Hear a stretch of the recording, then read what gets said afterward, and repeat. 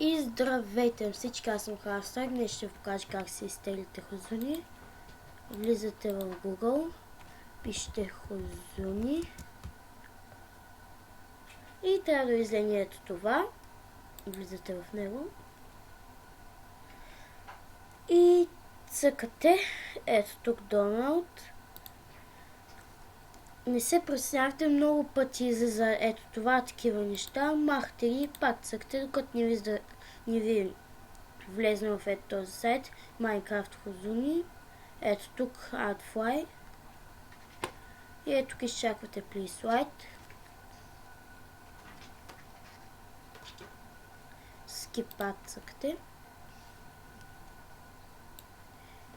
И тук слизате надолу. Опс. Какво ми изгледа? Слизате надолу и цъкате коя версия искате тук, например 1.8.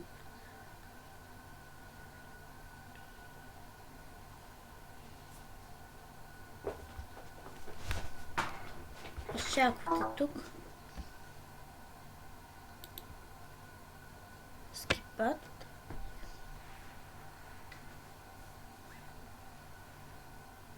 После пак ще ви излезе тук 1.8.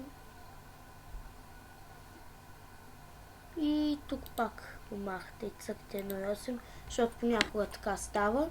Трябва да ви излезе Хозуни 3.5. И ето тук Please Slide. Малко е дългичко, но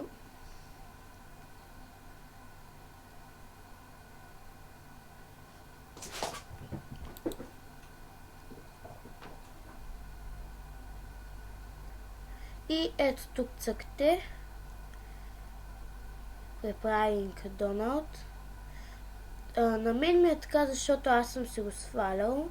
Ето първи се пак Donald.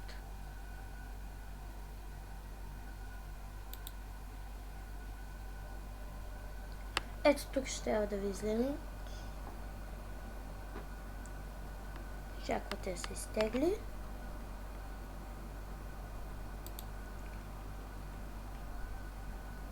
Готово е. Значи, ако искате го ставате тук или на плота, както решите, влизате процент, app, дата, процент, roaming, .minecraft и ето го version и ето аз съм си го сложил, примествате го тук и махате всичко, после влизате в Minecraft